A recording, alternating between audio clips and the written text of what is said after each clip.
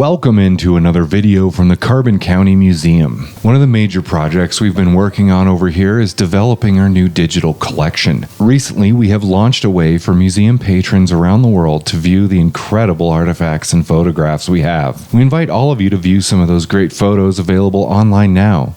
There's a link in the description below. Without further ado, here are some of the best photos from our collection.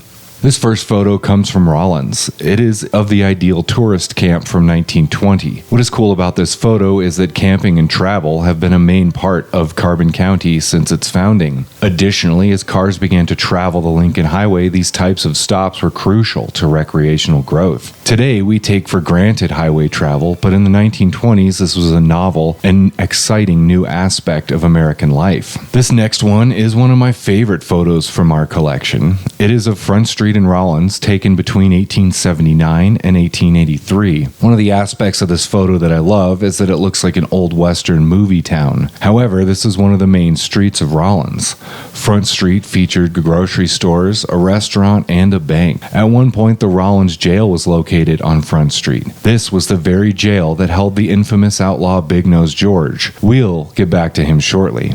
Front Street would have been the first street people would have visited as they exited the train from the Rollins Depot. Let's head east and go over to Sinclair and go back to April 6, 1927. Shortly before 6 a.m., a large explosion took place at the Parco refinery. This was a large disaster as 18 were killed as first reported in the newspapers. Smoke could be seen for miles. It is one of the worst disasters in Carbon County.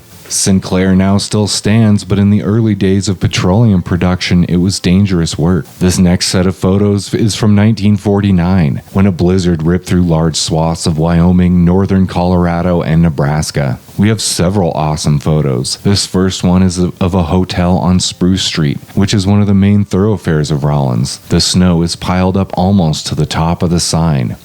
Overall, the storm brought feet of snow, extreme cold, and wind. Another photo from the infamous blizzard was of UP locomotive 3932 buried in snow. 3932 is a 4664 Challenger locomotive. These were some of the largest steam locomotives in the UP fleet, and this photo clearly demonstrates how devastating the storm was.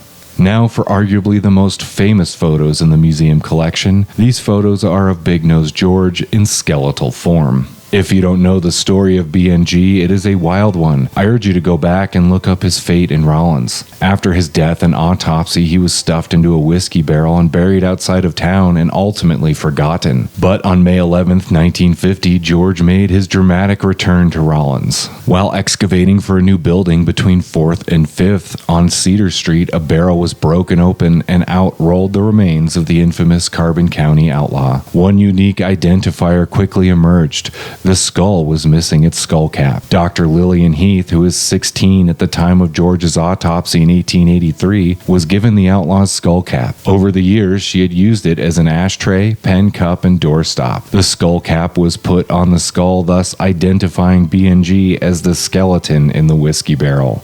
We hope that you enjoyed this video and traveling back into Carbon County's past through some of our coolest photos. We will share more photos in future episodes. In the meantime, check out the link to our digital collection in the description below and browse some more of our awesome collection.